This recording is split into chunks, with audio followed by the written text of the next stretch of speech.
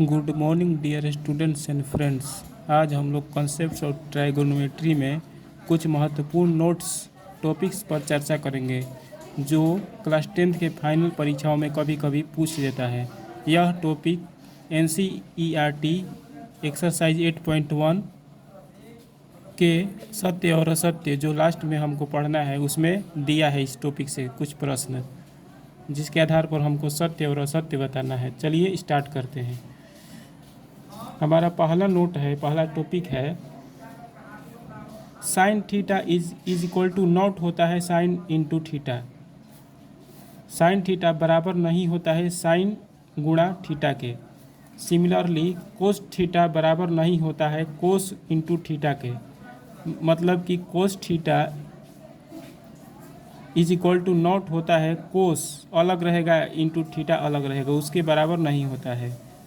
इसी तरह से tan theta is equal to not होता है tan इंटू थीटा के। उसी तरह से कोट थीटा को हम लोग बराबर कोट गुणा थीटा अलग अलग फॉर्म में गुणे के फॉर्म में नहीं बराबर लिख सकते हैं, इसके बराबर। उसी तरह से सेक थीटा को हम लोग बराबर नहीं मान सकते हैं सेक गुणा थीटा, अलग अलग गुणा के रूप में बराबर हम लोग नहीं मान सकते हैं। उसी तरह से कोसेक थीटा को हम लोग बराबर नहीं मान सकते हैं कोसेक गुणा थीटा के। ठीक, जैसे देखिए मान लीजिए साइन 45 डिग्री को हम बराबर नहीं मान सकते हैं साइन अलग गुणे 45 अलग। यह एक दूसरा चीज़ है, यह एक दूसरा चीज़ है।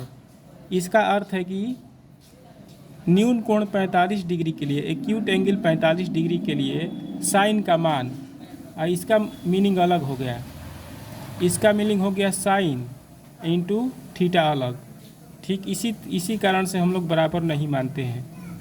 उसी तरह से tan 30 डिग्री को बराबर नहीं मान सकते हैं tan इंटू 30, अलग अलग गुणा के रूप में बराबर नहीं मान सकते हैं, क्योंकि इसका मीनिंग हो जाएगा न्यून कोण 30 डिग्री के लिए tan का मान, एक्यूट एंगल 30 डिग्री के लिए tan का मान, tan का वैल्यू, और इसका अलग मीनिंग हो जाएगा। इसी कारण से दोनों बराबर नहीं हम लोग मान सकते हैं। नोट में लिख लीजिए, साइन थीटा का अर्थ है, साइन थीटा का मीनिंग है एक्यूट एंगल थीटा के लिए साइन का मान। इसी कारण से हम लोग साइन थीटा को बराबर नहीं मानते हैं साइन अलग इंटू थीटा अलग, इसके बराबर हम लोग नहीं मानते हैं, क्योंकि साइन 45 डिग्री बराबर नहीं हो सकता है साइन अलग गुणे 45 डिग्री अलग, यह एक में ही है। ठीक, सिमिलरली हम लोग tan theta is equal to not मानते हैं tan अलग इंटू थीटा अलग के, इसी क्योंकि tan 30 डिग्री बराबर नहीं हो सकता है tan अलग गुणे 30 डिग्री अलग। अब एक दूसरा नोट समझिए, second note, sine square theta बराबर नहीं हो सकता है साइन थीटा का स्क्वायर। साइन स्क्वायर थीटा बराबर नहीं हो सकता है साइन थीटा का स्क्वायर। यह अलग चीज़ हो गया, यह अलग चीज़ हो गया। इसी कारण से यह कथन गलत है, इसी कारण से यह बराबर नहीं है। इसी तरह से साइन क्यू थीटा बराबर नहीं हो सकता है साइन थीटा क्यू, यह गलत है, यह स्टेटमेंट रोंग है, इसी कारण से बराबर नहीं है। लेकिन साइन स्क्वायर थीटा बराबर होता है साइन थीटा का होल स्क्वायर के, यह सही है, यह स्टेटमेंट जो है सही है। साइन स्क्वायर थीटा बराबर होता है साइन थीटा का होल स्क्वायर, ऐसे घेर कर होल स्क्वायर करिएगा तो साइन स्क्वायर थीटा के बराबर माना जाएगा। tan के power 3 theta tan cube theta is equal to होता है tan थीटा के होल क्यू के। ऐसा लिखिए चाहे ऐसा लिखिए, बात एक ही है। कोई विद्यार्थी अगर ऐसा लिखता है tan क्यू थीटा और कोई स्टूडेंट अगर ऐसा लिखता है tan थीटा का होल क्यू, तो दोनों का मीनिंग सेम है, इसी कारण से दोनों बराबर हैं। ठीक, अब आगे बढ़ते हैं हम लोग। एक नोट में देखिए, नोट कर लीजिए इसको, if sine theta is equal to x by Y then मान लीजिए कि साइन थीटा बराबर दिया है एक्स बटा वाई, तो एक्स क्या होगा, एक्स होगा हाइपोटेनस और वाई होगा एक्स होगा परपेंडिकुलर और वाई होगा हाइपोटेनस, होगा कि नहीं? तो बताइए वाई बड़ा होगा कि एक्स बड़ा होगा? क्लियरली वाई बड़ा होगा, क्योंकि वाई हाइपोटेनस है और हम जानते हैं कि हाइपोटेनस राइट एंगल का सबसे बड़ा साइड होता है। इसी कारण से वाई बड़ा होगा, तो वाई की ओर ऐसे कर देंगे, बड़ा का चिन्ह वाई की ओर लगा देंगे, क्योंकि एक्स परपेंडिकुलर हो जाएगा, वाई हाइपोटेनस हो जाएगा। ठीक, इसको नोट कर लीजिए। वाई क्या कहलाएगा? वाई कहलाएगा हाइपोटेनस, एक्स कहलाएगा परपेंडिकुलर।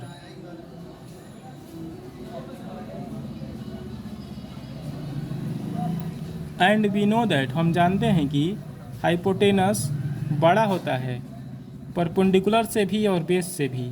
हाइपोटेनस परपेंडिकुलर और बेस दोनों से बड़ा होता है।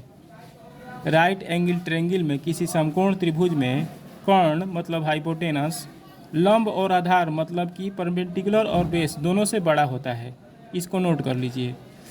Also following 3 case can be possible, नीचे के जो 3 केस मैं लिखा हूँ वह भी पॉसिबल है। परपेंडिकुलर और बेस, फर्स्ट केस है परपेंडिकुलर और बेस दोनों बराबर हो सकता है। जब परपेंडिकुलर और बेस बराबर होता है तो उसको हम समकोण समद्विबाहु त्रिभुज कहते हैं।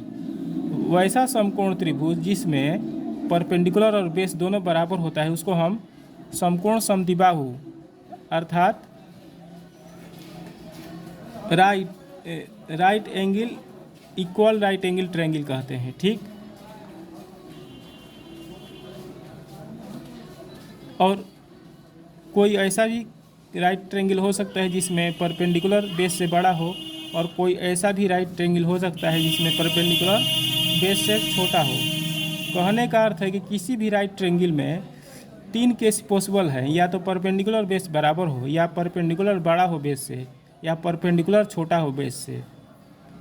लेकिन हाइपोटेनस परपेंडिकुलर और बेस दोनों से हर हालत में बड़ा होता है। ठीक, अब देखिए, अब बताइए क्या यह स्टेटमेंट सही है कि गलत है? क्या यह स्टेटमेंट ट्रू है या फॉल्स है? साइन थीटा बराबर दिया है 5/4, मतलब कि साइन थीटा का फॉर्मूला होता है परपेंडिकुलर बाई हाइपोटेनस। तो परपेंडिकुलर हो जाएगा 5, हाइपोटेनस हो जाएगा 4। क्या यह स्टेटमेंट सही है? तो नो, यह स्टेटमेंट सही नहीं है, क्योंकि बिकॉज हाइपोटेनस जो है हर हालत में परपेंडिकुलर से बड़ा होना चाहिए। हाइपोटेनस परपेंडिकुलर से क्या होना चाहिए? बड़ा होना चाहिए। लेकिन यहाँ पर हाइपोटेनस का मान 4 दिया है और परपेंडिकुलर का मान 5 दिया है, जो कि छोटा है।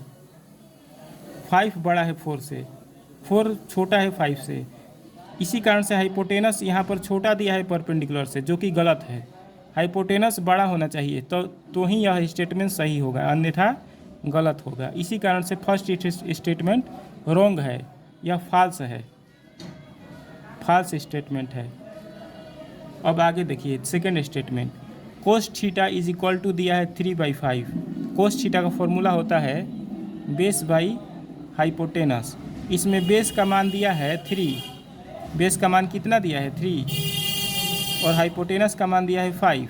यहाँ पर हाइपोटेनस बेस से बड़ा है, क्योंकि हाइपोटेनस का मान 5 है, बेस का मान 3 है। इसी कारण से हाइपोटेनस जो है बेस से बड़ा है, हाइपोटेनस जो है बेस से बड़ा है। इसी कारण से यह स्टेटमेंट सेकेंड स्टेटमेंट ट्रू है। यह स्टेटमेंट क्या है? ट्रू है, क्योंकि हाइपोटेनस बेस से इसमें बड़ा दिया है, लेकिन इसमें छोटा दिया है हाइपोटेनस। इसी कारण से यह स्टेटमेंट फॉल्स है। ठीक, आज हम लोग इतना ही रहने देते हैं। यदि आप क्लास 10th में पढ़ते हैं, यदि आप क्लास 10th के स्टूडेंट हैं और मेरे चैनल पर आप नए हैं, तो इसी समय आप मेरे चैनल को ज़रूर सब्सक्राइब कर लें, क्योंकि वैसा सारा मटेरियल जिसके लिए आप ऑफलाइन कोचिंग में मोटी फीस भरते हैं और ऑनलाइन कोचिंग में मोटी फीस भरते हैं, वैसे सभी मटेरियल आपको इस चैनल के माध्यम से फ्री में प्रोवाइड कराए जाएंगे, फ्री में दिए जाएंगे। इसी कारण से आप लोग इसी समय हमारे चैनल को सब्सक्राइब कर लीजिए। और यदि क्लास 10th के किसी चैप्टर से आपको कोई क्वेश्चन पूछना हो या कॉन्सेप्ट के बारे में समझना हो तो कमेंट बॉक्स में प्लीज़ लिखिएगा। आपके कमेंट देख करके हम लोग आपके डाउट को क्लियर करने के लिए नए वीडियो बनाएंगे। धन्यवाद।